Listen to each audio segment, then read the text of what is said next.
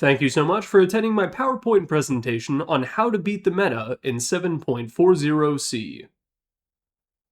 Now, if your ranked matchmaking experience is anything like mine, you're probably running into the same handful of heroes over and over again, and no matter how hard you try, you just can't seem to beat them. You're left with two options, the first of which is to start picking them yourself, which is no fun. The second is to buckle down and counter them as hard as you possibly can in order to make sure that disgusting meta picker doesn't have any fun. Somehow, that second option is the more ethical of those two decisions, so today we're going to be looking at 5 heroes that I think are absolute meta demons and talking about the best ways to counter them. First up is Razer, who has become a tier 1 offlane option ever since someone realized that you could rush Guardian Greaves on a hero who really needs a dispel. The build takes advantage of his built-in damage and mobility tools by stacking a ton of defensive auras on him like Crimson Guard and Pipe, and as a result he can be incredibly difficult to take down. However, those items do nothing if you manage to kill him before he hits their corresponding buttons, which is why Magical Burst is an extremely strong tool against him. If you can stun Razer and then kill him before he's able to use any of those active components, they're effectively worth nothing, and Razer's own stat gain doesn't actually lend that well to being a tanky hero. As a result, heroes that can deliver an insane amount of burst damage or supplement other heroes' burst damage are very powerful, such as Elder Titan and Timbersaw. Lina is a very good option as well, as is Lion, who's able to start the chain stun and hopefully finish it with Finger of Death.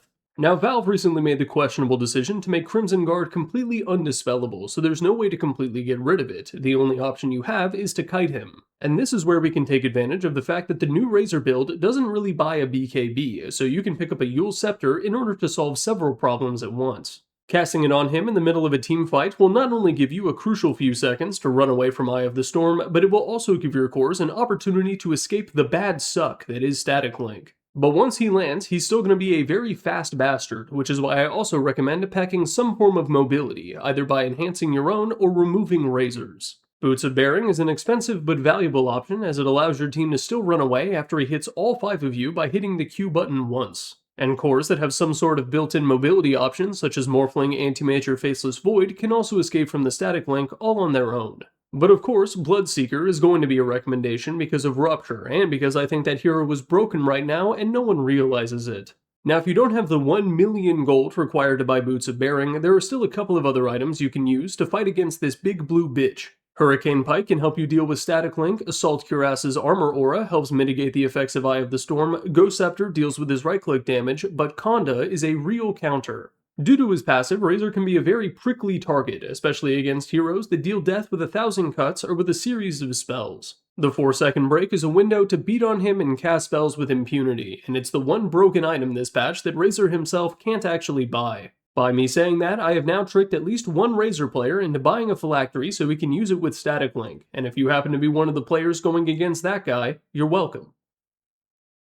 Next up is Multi-Man, and Phantom Lancer has been absolutely running the show ever since his rework, where everyone said he was dogshit unplayable. Turns out, not only is he very much so playable, but he's probably the strongest carry in the entire patch, pound for pound, thanks to the new phylactery build.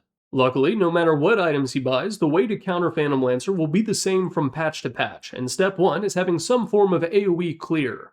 Duh. Heroes like Lina, Tidehunter, and Underlord will always be great picks, but one that you might not expect to be so good against PL is actually Lina. While the combust damage from her innate only deals half damage when it procs on illusions, the sheer quantity of furries running around her support duo means that one Dragon Slave is usually more than enough to find the real one. And as an agility hero, while he has plenty of armor, magic resistance is very difficult to come by, and it is actually illegal in 47 countries for PL to buy a BKB. Now with Diffusal gone, a lot of Phantom Lancers have finally realized that Bloodthorn is a completely broken item on their hero, which is why Dispels can also be a very valuable tool. Guardian Greaves, which is also a very meta item, can dispel the user whenever they pop it, as can Manta Style and Yule Scepter when used on themselves. Picking up any of those items will go a long way towards mitigating his strongest power spike, but if you ask me, the best way to deal with it is to never get there in the first place. Instead, you can kill 2 birds with 1 stone by picking up an AoE clear offlaner who's able to not only deal with PL in the late game, but also give him a total headache in the first 10 minutes of the match.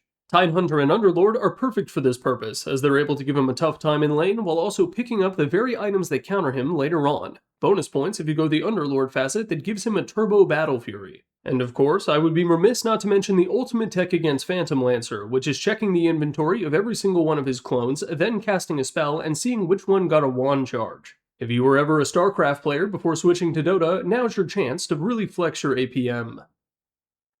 Real quick, last week I ran out of Flintstone vitamin gummies, you know the ones, and as a result I'll need to advertise my Patreon so I can afford more. The lowest tier, which is $3, gives access to all of my videos as soon as I'm done editing them, and the top tier has all sorts of weird options like a handwritten letter or a replay review done by yours truly. Link is in the description if you'd like to check it out, and if you're already a patron, thank you very much for your continued support. Now, if you were one of the guys in the chat for Dream League or the most recent Blast Slam saying "rip my pubs" as you watched professional players rush an Aghanim Scepter and phase boots on Largo, I'm so sorry to tell you, but your nightmares came true. This hero is an extremely popular pick in pubs right now, and while the win rate isn't particularly high, in a good game it can feel downright oppressive. Still, whenever there's a new hero added to Dota and they finally break into the real meta, and not just being first picked for the fun of it, it's important to find your counters early and apply them well. In Largo's case, the biggest counter I've found is overkill damage, being able to burst heroes well above and beyond their total HP pool and then get out of there as soon as you can. This is because Largo has access to a very powerful heal, but it's all done over time, and there aren't very many ways to increase it, because Largo players don't know about Holy Locket yet. It's more of a playstyle change, but if you're playing heroes with committal ultis like Lycan or Faceless Void, sometimes it's best to use them, get your kill, and get out as fast as you can. Largo is designed to be an amazing hero in long, protracted team fights, so if you can cut that shit short, you probably should. Of course, this idea goes hand in hand with target priority, because it's a lot harder to focus two supports at the same time if Largo is healing both. Communicate with your team to find the enemy's most valuable target, and then use all of your spells on them at the same time. Every other hero that you're attacking at the same time is multiplying Largo's impact, so just focus on bringing one person down before moving on to the next. If you have access to voice chat, you can always open it up and just scream the name of the hero you want to target in the middle of a team fight over and over again, which will in no way lead to anyone getting confused and reporting you.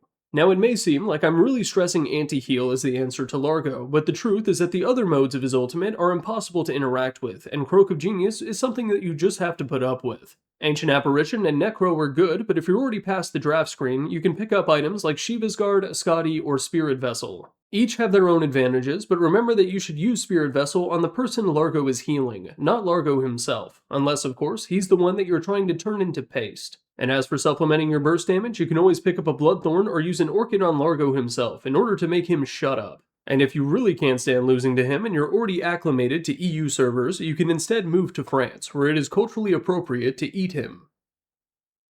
And now for my personal boogeyman of the patch, which is Slark. Ever since Valve reworked Salty Shiv, his newest ability, into something that actually functions, he's been an absolute menace in high-level pubs. He's also one of the few heroes in Dota that everyone agrees absolutely sucks whenever he's a tier 1 pick, and that happens to be the case right now, so here are some more ways to deal with him. Step 1 is to work around his constant dispelling with Dark Pact by applying undispellable debuffs. This is where Bloodseeker and Elder Titan can once again team up, because Rupture and Natural Order are completely immune to the effects of Dark Pact. And all of those Essence Shift stacks means that all of his armor is going to be base, so Elder Titan, despite being a melee position 4, can still walk up and smack the shit out of him. There are other heroes in the game who can pierce through base armor, such as Drow Ranger and Clinks, but notably, both of them are also kind of weak to Slark, so it's a situation of heroes countering each other. The easier option is to instead deal damage in a way that Slark cannot hide from, either through Dark Pact or his ultimate. Lashrak is amazing for this purpose, being able to use Diabolic Edict and Pulse Nova to keep the damage going no matter what buttons the Slark player has hit. And if you don't mind griefing the hell out of your position 1, you can pick up a cheeky Aghanim Scepter and take full advantage of Nihilism. Mars can have a relatively tough time against Slark in the lane, but once you hit your ultimate, you can put Slark in the jar where he's unable to escape using Pounce or his ultimate. Wait out the duration of his ultimate, spear him into a tree, and enjoy a tasty fish dinner with the rest of your team. I wrote a little bit about my thoughts on the current 7.40C metagame, feel free to read it if you like. And finally, we have my beautiful baby girl Spectre, who rushes Phylactery and doesn't afraid of anything. Before we begin, I would like to absolve myself of all responsibility of helping popularize this build with my own video. Anyone who played it against you totally didn't learn it from me. Now, Spectre is a hero that is almost entirely countered by playstyle, which means that you and your teammates are going to have to work together against a hero whose entire gimmick is killing people who are by themselves. Big surprise, I know, but whenever you're in a team fight and your fellow support player is running away from you during Haunt, be sure to ping him and run up next to him in order to prevent taking damage from Desolate. That innate deals an insane amount of pure damage, so being able to take it away by squabbling up with a teammate will help mitigate a ton of her damage output. If you really want to be a lone wolf, you can always pick an illusion hero who can make their own friends, or if you don't have access to that, pick up a Manta style. So now that you've found a friend or you've given up trying, step 2 is to pick up either a break or a dispel, ideally both. Spectre is very reliant on dispersion in order to keep her alive through extended teamfight engagements, and if you're able to take that away, you're not only dealing with her tank, but also with her damage reflection. There are a couple of heroes with long duration breaks, such as Viper or Shadow Demon, and you can always pick up a khanda, but I recommend Silver Edge for multiple reasons. Not only will attacking out of it deliver a high duration break as well as a big chunk of damage that is unaffected by dispersion, but it also functions as a very important defensive item. Because she often opts for a Radiance right after Phylactery, Spectre is able to pick up a Nullifier much faster than most other position 1s. And when she does, all of those fancy defensive items you bought, like a Ghost Scepter, Glimmer Cape, or Force Staff, become next to useless. But the invisibility granted by Shadowblade is actually undispellable, and so, for the first time in my life, and hopefully without throwing up in my mouth, I'm going to recommend that support players buy a Shadowblade. It will allow you to escape her initiation, and then you can always upgrade it, even if you're playing like a Lich or a Crystal Maiden. I'm telling you to go Silver Edge on Crystal Maiden. God, what has this channel become? In conclusion, 7.40C's meta is centralized, and you should absolutely counter it. As always, Doom is a solid counter to any one of these individual heroes, but he is so dogshit unplayable that I cannot in good faith recommend picking him. Unless, of course, you have the 2015 EG collab skin, then pick him as you please. Peace on planet Earth.